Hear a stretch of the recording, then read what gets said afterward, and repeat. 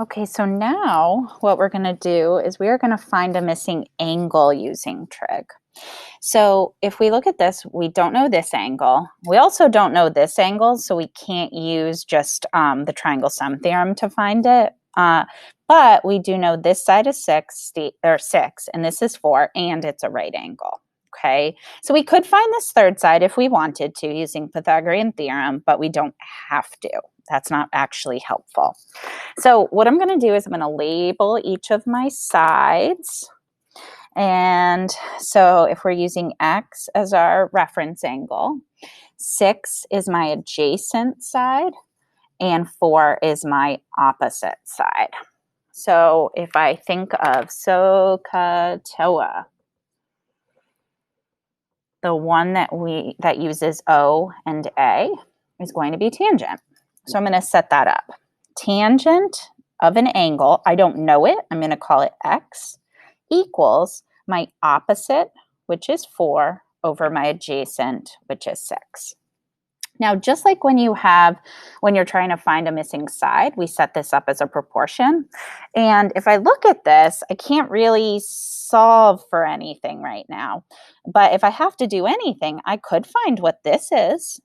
We always want to keep 4 decimal places until we get to the final answer. So the tan of x equals, and 4/6 is actually going to be, we are going to have to round, okay? So 0.6667. That's rounded to 4 decimal places. So then we kind of we want just that x. And so the way to get to that x, it's kind of like a weird division. That's what we'd like.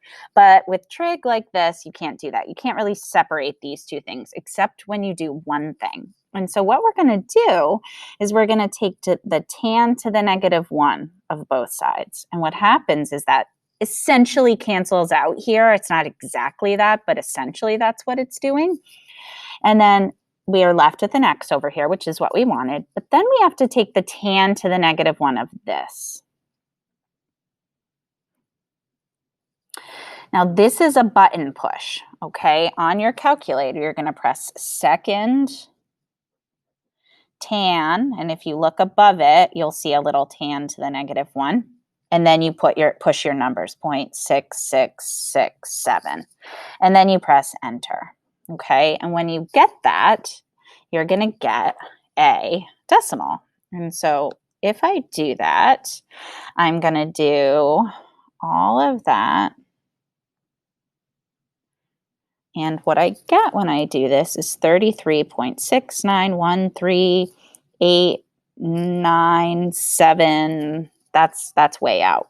But my final answers, oftentimes answers are either told to be in nearest degree or nearest tenth. So if I wanted the nearest tenth, my answer would be, I would go to this and I'd look up and I'd get 33.7 degrees. Or if I wanted it nearest degree, so this is nearest tenth. And if I wanted it nearest degree, I'd look to this, or I'd look here, and I would get 34 degrees. And it really just depends on what the question's asking. If it doesn't say, both of those answers are reasonable.